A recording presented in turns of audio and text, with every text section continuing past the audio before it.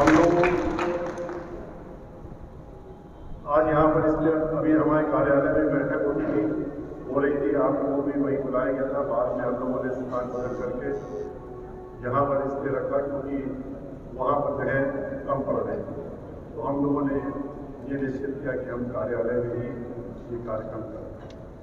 श्री नकुल दुबे जी ने आप लोगों को हमारे आने के पहले, क्योंकि इसके पहले तो हमें विलम्ब हुआ कि हमारी पार्टी की राष्ट्रीय अध्यक्ष बहन कुमारी मायावती जी के साथ में कुछ लोगों को लेकर के बैठक की।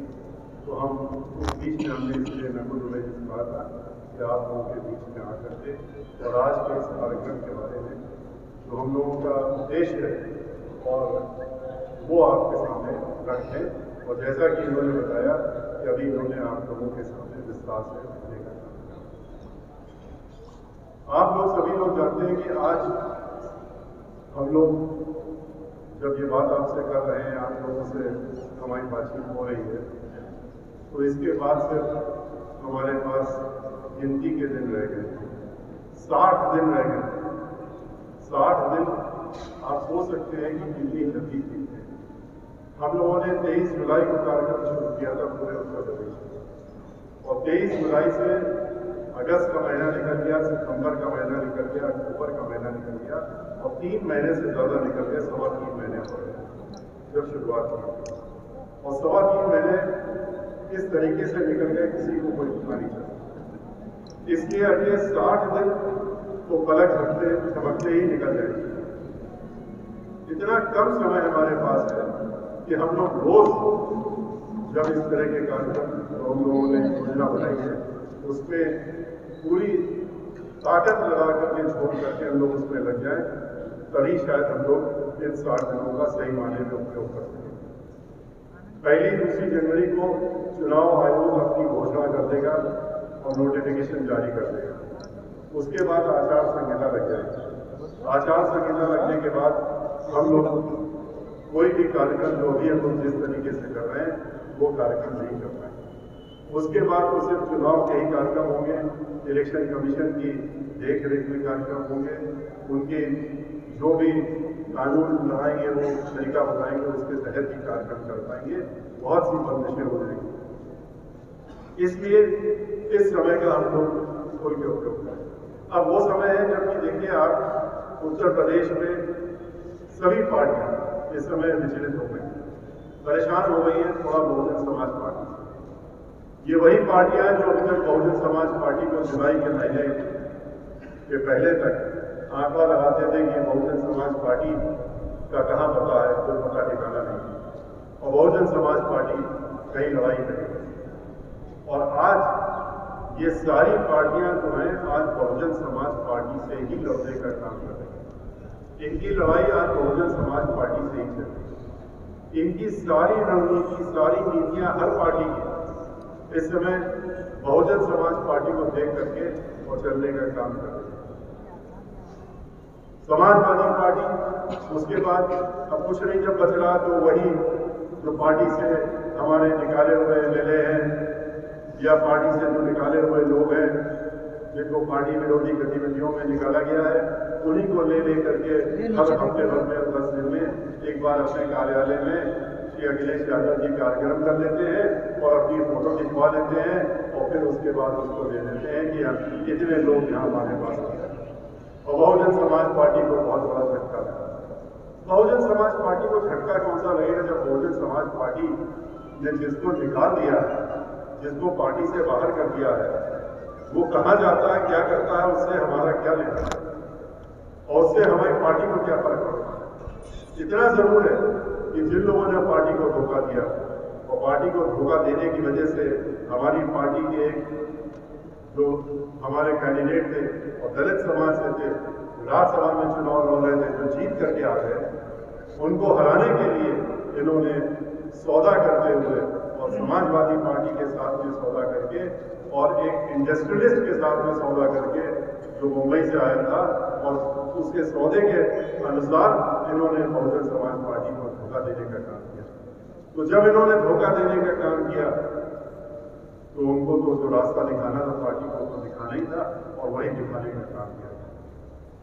आज वित्त विहीन जो शिक्षक हैं, उनके दोनों जो उनके संघ हैं, उन दोनों के संघों के अध्यक्ष हमारे साथ में बीच में बैठे हुए। इन्होंने बहन माली जी से भी दोनों लोगों की अलग अलग हमें मुलाकात करवाई और मुलाकात करने के बाद इन्होंने अपनी समस्याएं उनके सामने रखी थी और रखने के बाद इन्होंने ये भी बताया कि हमारे हजारों की संख्या में स्कूल पूरे उत्तर प्रदेश में है, हर शहर में सैकड़ों की संख्या में, और उसमें वित्त विहीन शिक्षक हैं, उनके एम्प्लॉयज हैं, उनके स्टाफ हैं, और उनको न वेतन मिलता है न उनको मानदेय मिलता है।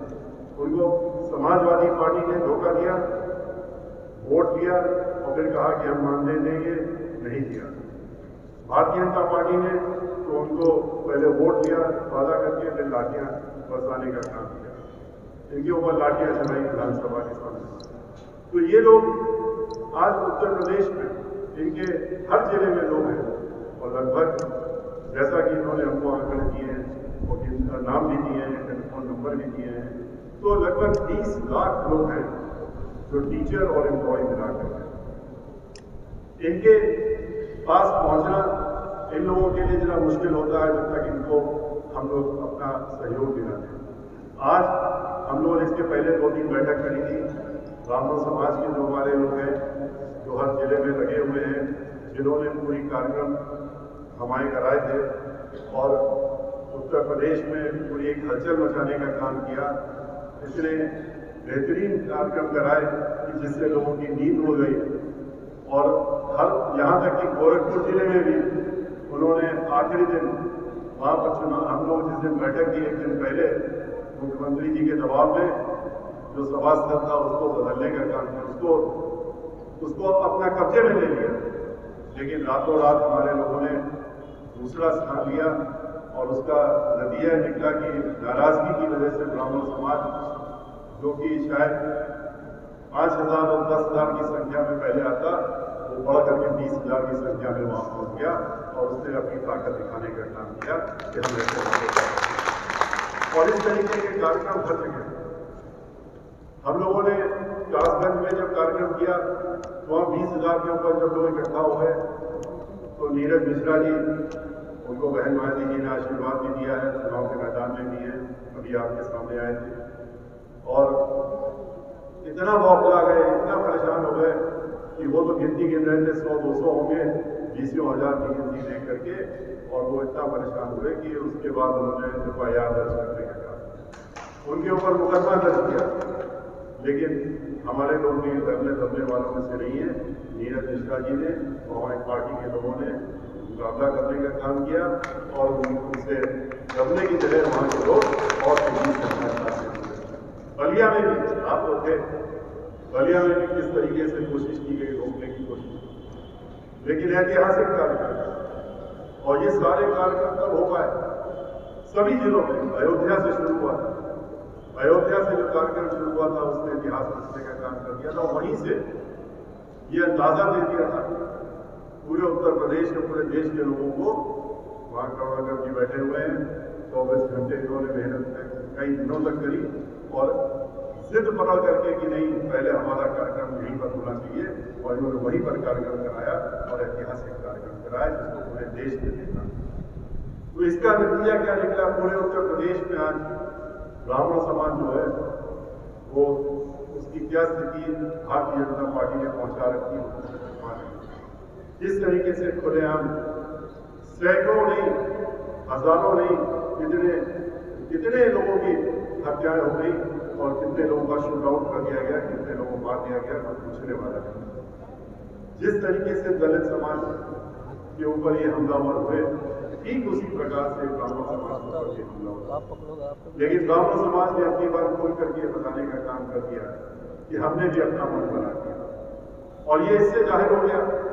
शायद हम लोगों को इसका अंदाजा ना होगा, लेकिन भारतीय जनता पार्टी ने खुद ही अंदाजा दिला दिया। उन्होंने जब उसके बाद कार्यक्रम करने शुरू किए, हमारी खत्म करते हुए 74 जिले जब हम पूरा कर चुके थे, उन्होंने कहा हम भी प्रमुख समाज करेंगे और हम भी सम्मेलन करेंगे, प्रमुख समाज ब्राह्मण समाज का सम्मेलन करेंगे। जैसे कि समाजवादी पार्टी ने आधे रास्ते में नकल करी थी, खैर उन्होंने थोड़ा अकल दिखाई भाई वो कार्यक्रम करने के बाद उन्होंने कहा कि हमें इनके बारे में कुछ बात नहीं करनी है, ब्राह्मण समाज की बात नहीं करनी है, क्योंकि ये कार्यक्रम हमारे 2 कार्यक्रम किए, दोनों के दोनों ये कार्यक्रम बुरी तरीके से जब फेल हो गए तो उन्होंने गालियां देना शुरू कर दी। भारतीय जनता पार्टी ने सोचा कि चलो हम उठा और हम कुछ बहुजन समाज पार्टी के टक्कर में कुछ खड़े हो जाए, लेकिन उसका नतीजा भी सबने आप लोगों ने देखा। बड़े बड़े इनके नेता सब लोग, मुख्यमंत्री तक भी सभी लोग चले सम्मेलन करने, और जब सम्मेलन करने के लोग पहुंचे कहीं 100 कहीं 200, तो लोग उतने तो उनके अधिकारियों सिक्योरिटी वाले थे। लोगों ने पूछा इसमें आप कर रहे हैं, ब्राह्मणों को बुला रहे हैं, ब्राह्मणों को इसमें एक बोले नहीं, हम ब्राह्मणों को नहीं बुला रहे हैं, ब्राह्मणों के अलावा सब प्रमुख समाज के लोग बुला रहे हैं। इसको इसलिए हमको कहना पड़ा क्योंकि ब्राह्मण समाज वहां निकल के आने को तैयारी नहीं। आगरे में क्या हुआ हम सबने देखा, अखबारों में भी पढ़ा किस तरीके से जो सम्मेलन किया जा रहा था प्रमुख समाज का। हम लोग का भी कार्यक्रम आगरे में हुआ था, और उसके बाद अभी जब कार्यक्रम हुआ तो अखबारों में भी छपा, सब छपा किस तरीके से वहां पर कैसा कार्यक्रम। कहने का मतलब ये कि आज ब्राह्मण समाज इकट्ठा हो गया, पूरे उत्तर प्रदेश में इकट्ठा हो गया, उसको आगे बढ़ाना, उसको मजबूत अपने साथ रखना, ये आप लोगों की जिम्मेदारी है। क्योंकि ये लोग आ गए मैदान में, उनको समझ में आ रहा कि हमारी जमीन खिसक रही, तरह तरह के प्रलोभन, तरह तरह की बातें, तरह तरह के फिर से लोगों के बीच में जाकर के ये झूठे वादे करने का काम करेंगे जिससे पहले किया था।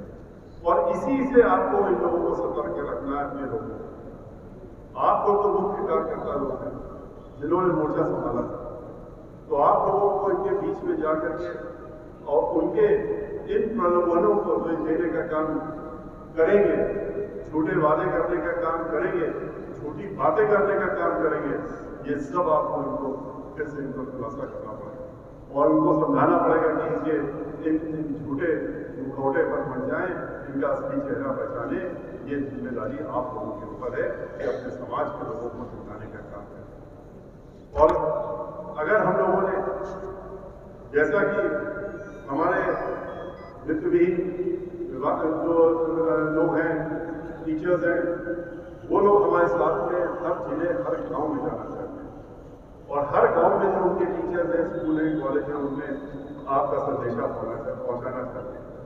जो बहन मायावती जी ने 7 तारीख को इसी प्रांगण में कार्यक्रम में अपनी बात रखी थी और जो उन्होंने कहा था उस बात को लेकर 7 सितंबर की, और उसके बाद तो उन्होंने 9 अक्टूबर को कहा, उसका सारा चीजें इनके पास हैं। ये लोग उसको छपवाने का भी काम कर रहे हैं, पैम्फलेट भी छपवाएंगे, लेकिन ये पहुंचाना चाहते हैं वहाँ। इसमें हम लोगों को इनकी योगदान करने की जरूरत है। आज इन्होंने भी अपने सब जिलों के लोगों को बुलाया और बुला करके जिनको जिम्मेदारी ये दे रहे हैं उनको देने के लिए यहाँ पर बुलाने का काम किया। तो हम लोगों ने भी, हमने इसीलिए श्री नगु दुबे जी से कहा था कि अपने लोगों को भी बुला लें और बुला करके इन लोगों की आपस में मुलाकात भी करा लें, क्योंकि हम इनकी मदद करके और इनके लोगों को अपने साथ में लेकर के अपना ये कार्यक्रम, अपने का बाकी कार्यक्रम के साथ में जो आप वहाँ पर देखेंगे, जिसकी जिम्मेदारी आपको हमने अपने दफ्तर में बुला करके दी और एक एक व्यक्ति से अलग अलग बात करके दी थी, वो जिम्मेदारियों के साथ साथ में एक ये भी बहुत बड़ी जिम्मेदारी होगी कि हम लोगों की बातें, हम लोगों की चीजें सबके पास पहुंचे। हमारे पास उतने संसाधन नहीं है, न उतने धन दौलत है जिस तरीके से और पार्टियों के पास है। उन्होंने तो, हम तो अपने हर भाषण में कहते थे कि इंतजार करिए, अयोध्या के नाम पे जो हजारों करोड़ रुपए उन्होंने लिए हैं, अभी उसका इस्तेमाल देखिएगा कहाँ पर करेंगे। ये हर शहर में अपने रथ छुपाएंगे।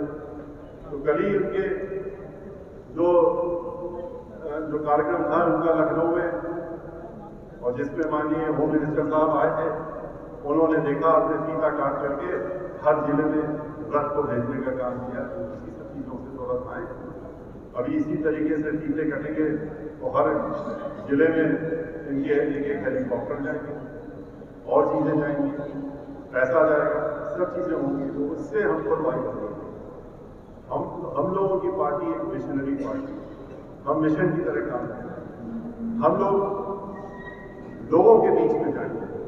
हमारा उद्देश्य है कि लोगों को अपनी बात पहुंचाएं, जन जन में पहुंचाएं, घर घर में पहुंचाएं और अपनी ताकत हम लोगों के माध्यम से इस्तेमाल करें।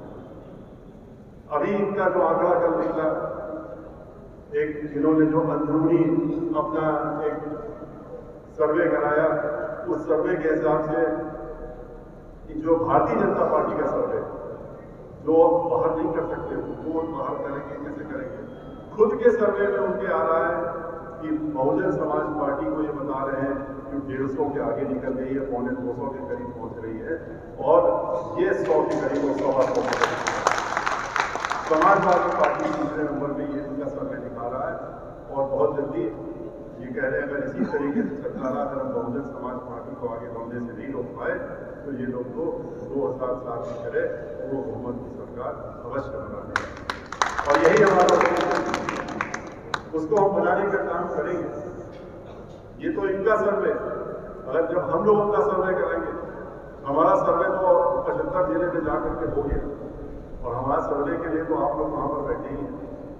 तो जिस तरीके से आज माहौल है, जिस तरीके से आज लोग परेशान हैं, जिस तरह से लोग इनकी बातचीत सुनना भी नहीं चाहते, वो अपने घर में नहीं घुसने दे रहे हैं, अपने मोहल्ले में नहीं घुसने दे रहे हैं, चाहे वो भारतीय जनता पार्टी वाले हों, चाहे समाजवादी पार्टी वाले।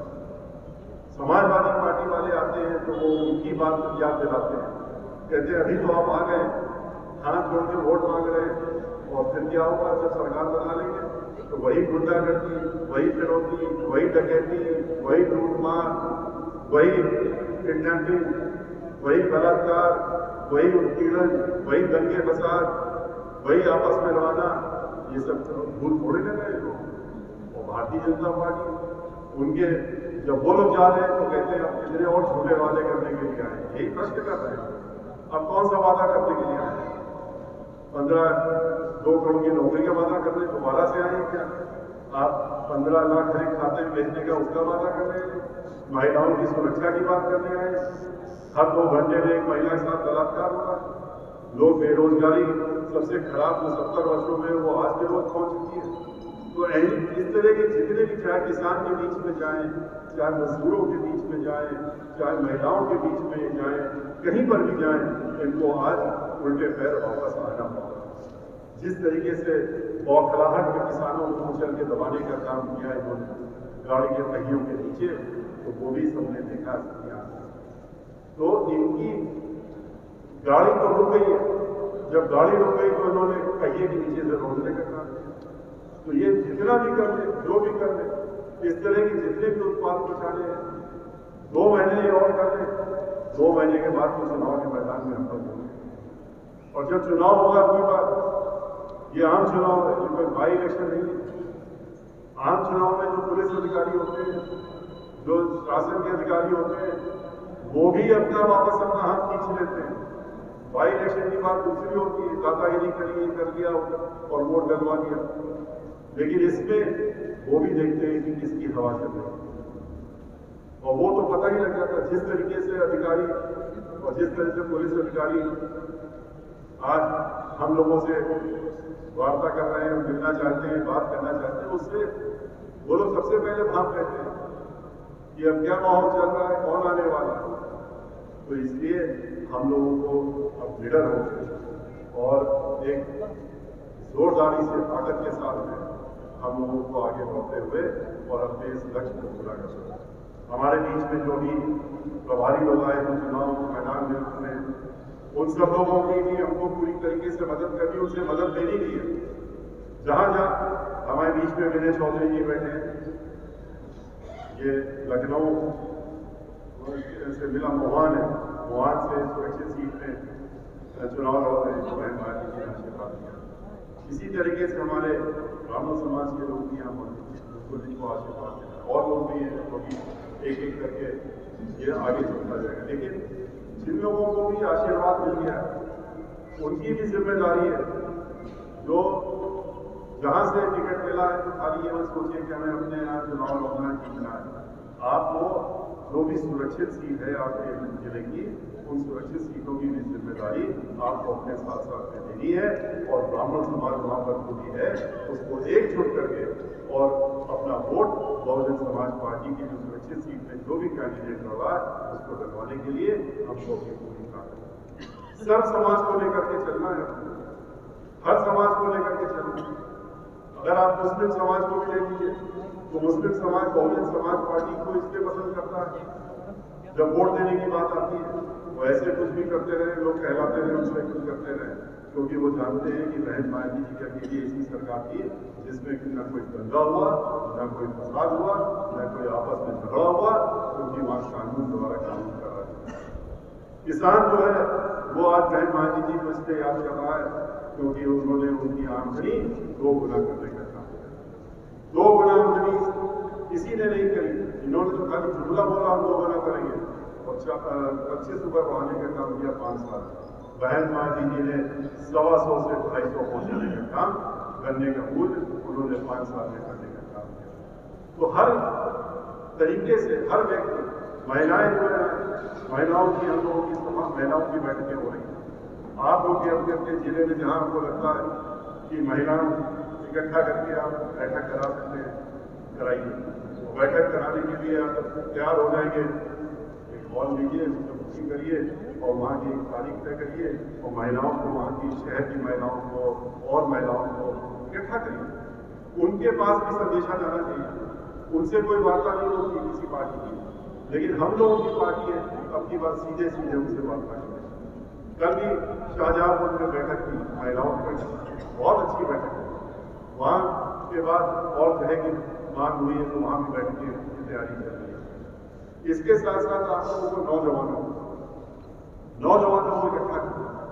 आज का युवा जो है वो बहुत ही परेशान है और बहन मायावती जी ने अपनी बात युवाओं को आगे करने के लिए उन्होंने खुद ही कहा कि उनकी पार्टी में 50% लोगों को उन्होंने युवाओं को आगे टिकट में भी युवाओं को आगे बढ़ाने का और अपने पार्टी संगठन में हर स्तर युवाओं को बहन मायावती जी ने आगे बढ़ाने के लिए काम करने का और बढ़ा रही है। युवाओं की बैठक भी अलग से हम लोग कर रहे हैं, युवाओं को भी संबोधन करने का काम कर रहे हैं। उसकी भी योजना आप बनाइए, उसको भी तरीका बनाइए कैसे करना है। बस्ती में से बिल्कुल जी भी आप कह रहे थे हमसे कि हमको अपना कार्यक्रम कराना है, जहां जहां भी युवाओं का कार्यक्रम कराना है आप अपनी योजना बनाइए, जैसे महिलाओं की बनाइए, युवाओं की बनाइए। युवाओं को जोड़ना बहुत जरूरी है, वो लोग बेरोजगार और युवा जो आज के लोग सबसे ज्यादा परेशान है और वहां पर हम नहीं आ पाएंगे। पार्टी के हमारे साथ में नकुल दुबे जी होंगे, कपिल मिश्रा होंगे, ये लोग युवाओं के बीच में जाके युवाओं की बात करेंगे और उनको संबोधन करेंगे। इनके साथ में नकुल जी साथ में जाएंगे, जहाँ पर और लोग हो जाना वो लोग भी जाएंगे।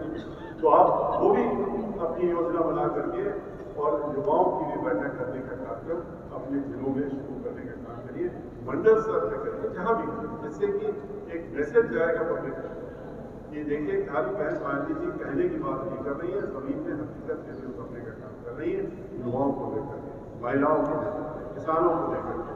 तो इस तरह की अगर हम लोग अपनी बैठकें करेंगे, लेकिन उसमें आप लोग, क्योंकि आप लोग हमारे मुख्य कार्य जो चलाने वाले हैं, तो आप लोगों को जिम्मेदारी बहुत अहम निभानी है।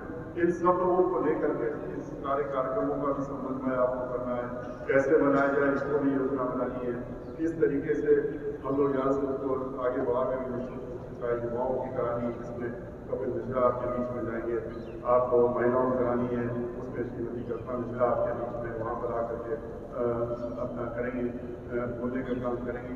इस तरह के कार्यक्रम जहाँ हमें जाना है वहाँ हम करेंगे, जहाँ इनको जाना है तो जाएंगे, जहाँ पहले से जाना है नकुल दुबे जी को और द्विवेदी जी को और लोगों को पहले से जाके योजना बनाएंगे।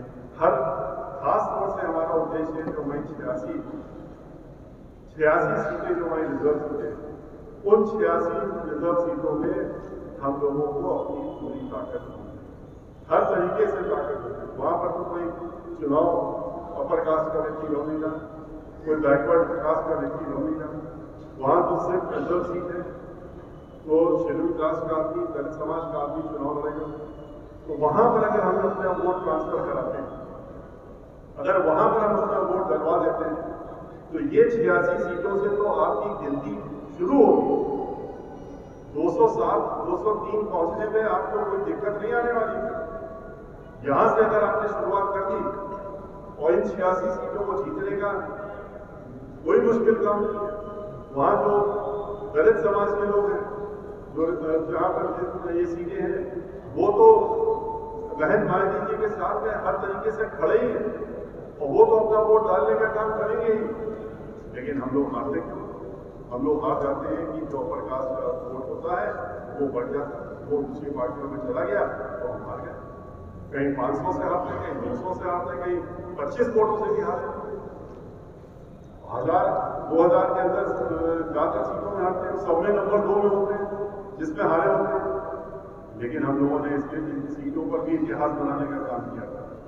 2007 में याद करिए, 2007 में जब हम लोगों ने अब की बार जिस तरह से 75 जिलों में गए थे उस तरीके से 2007 में भी गए थे। हम लोगों ने यही कहा था भाईचारा बना करके, और भाईचारा बना करके जो रिजर्व सीटें हैं उसमें अपनी ताकत दिखाइए। वहां का जो नतीजा है उससे हम अपनी पार्टी के राष्ट्रीय अध्यक्ष को दिखा पाएंगे कि ये देखिए ब्राह्मण समाज के लोगों ने अपना वोट दिया है, इसलिए ये नतीजा है। और उस समय भी ये बात कही थी हमने, उस समय ब्राह्मण समाज के लोगों ने बात चल करके हमारा योगदान किया और साथ दिया, और तभी नतीजा था कि जहां हम लोग 15 सीटें जीते थे 2002 में रिजर्व सीटों में, जब 2007 का रिजल्ट आया था तो हम लोग 62 सीट जीते थे। 62 सीटें, और 62 में भी जो हारे थे बाकी 84 सीटें थी, जो बाकी 22 सीटें हारे थे उसकी गिनतियां उठा के देख लीजिए, 1000 और 1500 के पीछे सब गिनतियां थी। थोड़ी थोड़ी सी छूट हुई और जितने तो 100% सीटें हम लोग जीते। तो अगर तब जीत सकते थे तो अब क्यों नहीं जीत सकते हैं, जबकि अपनी बात को ब्राह्मण 2007 से ज्यादा मजबूती के साथ में आज हमारे साथ में जब जुड़ गया है तो क्यों नहीं जीत सकते। तो इसलिए रघु दुबे जी ने आपके सामने सारा बताई दिया और तरीका बता दिया कैसे हम लोगों को आगे बढ़ना है, कैसे मेहनत करनी है, कैसे चलना है। तो उस तरीके से हमको आगे बढ़ना है। जो हमारे वुहान के लोग आए हैं यहाँ पर, उनसे हमारा कहने का मतलब कहना है कि आप लोगों की पूरी जिम्मेदारी है, जो ब्राह्मण समाज के लोग वुहान से आए हैं, कि आप लोग पूरी अपनी ताकत झोंक दीजिए। जिस तरीके से हम लोगों ने अभी बताया आपको, सारी बातों को ध्यान में रखते हुए जिस तरह से ब्राह्मणों का उत्पीड़न हुआ इस सरकार ने, याद करिए समाजवादी पार्टी में जो उत्पीड़न होता तो किसी छुपा नहीं है, वो सबको मालूम है किस तरीके से ब्राह्मण समाज का नीरज मिश्रा नाम के व्यक्ति का सर काट करके वो यहाँ लखनऊ मंगाया गया कन्नौज से, क्योंकि नाराज हो गए थे, वो ब्राह्मण समाज का व्यक्ति था, उसका सर कटवा करके धड़ से अलग करा दिया था और मंगाया था लखनऊ में दर्शन करने के लिए समाजवादी पार्टी में, जिसको मैगजीनों में छपा, विधानसभा में भी सवाल हो गया, सब कुछ हुआ, लेकिन पूरे सब तो वो तो जो ब्राह्मण समाज को तो अपना पहला और आखिरी दुश्मन मानते ही रहे हम, लेकिन भारतीय जनता पार्टी जो धोखा देने का काम करती है उसका चेहरा खोलने का काम करिए लोगों के बीच में। और मोहन समाज वहां से जो आए उनको बताने का आप लोग घर घर जाकर के बताइए किस तरीके से धर्म के नाम पे धोखा दे रहे हैं लोग, कैसे पैसा लूटने का काम कर रहे हैं, कैसे लाखों हजार करोड़ रुपया इन्होंने भगवान श्री राम के नाम से अपना इकट्ठा कर लिया, अपनी जेब में डाल दिया, कैसे अयोध्या में भ्रष्टाचार और कैसे वहां पर मंदिरों का ध्वंस होगा, कैसे आश्रम छोड़े जा रहे हैं और उसके बाद लाठियां चलाई जा रही मंत्रों के ऊपर, उनके ऊपर मुकदमे दर्ज करके उनको बंद किया जा रहा है क्योंकि वो विरोध कर रहे हैं। अयोध्या नगरी को पौराणिक काल की अयोध्या नगरी को बदल करके और वहां पर एक कमर्शियल रूप देने का काम कर रहे हैं, वो करके बिल्डिंगों को, मंदिरों को जिस तरह से बनारस में कर रहे हैं, किस तरह से लोगों की हत्या हुई, किस तरह से खुशी दुबे अब तो 1.5 साल हो गए और नाबालिग लड़की और उसको अभी तक जेल में बंद कर रखा है, यहीं से 12 बंदी की जेल में और बंद करके और उसको अभी तक बेल नहीं होने दे रहे कि किसी तरीके से उसको बाहर नहीं आना चाहिए, क्योंकि शायद बाहर आए तो इनको लगता है बहुत सी चीज़ों को खुलासा कर देंगे और वो ब्राह्मण समाज की है, इसलिए उस बेटी को और उसके साथ जो और महिलाओं को जिन्होंने बंद कर रखा, उनके छोटे बच्चे भी जेल में, 3 साल का और 6 साल की लड़की, वो भी मां के साथ में जेल में।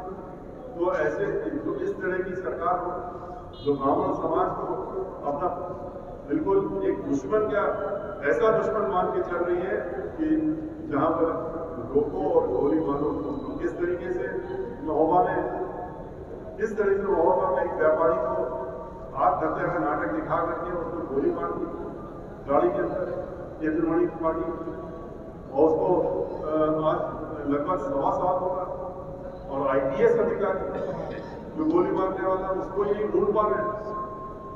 ब्राह्मण समाज का व्यक्ति को 24 घंटे में निकाल के उसको शूट आउट करके ऊपर पहुंचाने का काम करते हैं, और जिसने मारा अधिकारी वो आज 1.25 साल से आराम से टहल रहा है, उसके बारे में कुछ नहीं। तो ये इनका असली चेहरा बताने का काम आप लोग करना है, लोगों के बीच में केडर लेके करना है, लोगों को मिल करके करना है। जो काम करवाए हैं नकुल गोगोई जी ने, उसके साथ साथ में लोगों के यहाँ पर जा करके अपनी टीम को इकट्ठा करना है जिले में, जैसा हमने पहले बता चुके हैं आप लोगों को उस तरीके से, और वहाँ पर ब्राह्मण समाज को जितनी रिजर्व सीट है जिसमें आप लोगों की हमने ड्यूटी लगाई है पार्टी की तरफ से और बहन मायावती जी की तरफ से, तो उसको हमें नतीजे में फर्क करके देना जरूरी है। नतीजे में जिस दिन हम लोग देंगे उस दिन जो हमारे जितने लोग मेहनत कर रहे हैं वो सब हम लोगों को मालूम है, उन सबके बारे में हर एक का ब्यौरा बहन मायावती जी के पास भी है, उनके पास नहीं रखते, उनके नाम के साथ सब उनको मालूम है कि ये लोग लगे हुए चुनाव नहीं लड़ रहे हैं, खाली आपकी सरकार बनाने के बाद जब सरकार बनती है तो आपको मालूम है कि जो चुनाव MLA जो हो जाता है उससे ज्यादा जिम्मेदारी और माध्यम और ताकत जो है बहुजन समाज पार्टी की यही खासियत है कि बहुजन समाज पार्टी जो मेन कार्यकर्ता लोग होते हैं उनकी ताकत अपने MLA से ज्यादा होती है और उनकी ज्यादा और उनको भी महत्वपूर्ण पद भी दिए जाते हैं। जो लोग इस तरह से अपना सब कुछ लगा करके हम लोगों के साथ में लगे हुए हैं उनकी जिम्मेदारी भी हम लोगों ने ले रखी है और उसको हम लोग निभाने का काम भी करेंगे। लेकिन ये तब कर पाएंगे जब आप हमारे हाथ इतने मजबूत कर देंगे, बहन मायावती जी के हाथ इतने मजबूत कर देंगे कि हम लोग जो है अपनी पार्टी की सरकार बना सके और सरकार बना करके बहन मायावती जी को 5वीं बार उत्तर प्रदेश। तो इन्हीं सब बातों के साथ में बाकी बातें नकुल गोगोई जी ने कही दी है। अगर कुछ और रह गया होगा तो बताने के लिए ठीक है। बहुत बहुत धन्यवाद। जय भीम, जय भारत, जय भारत।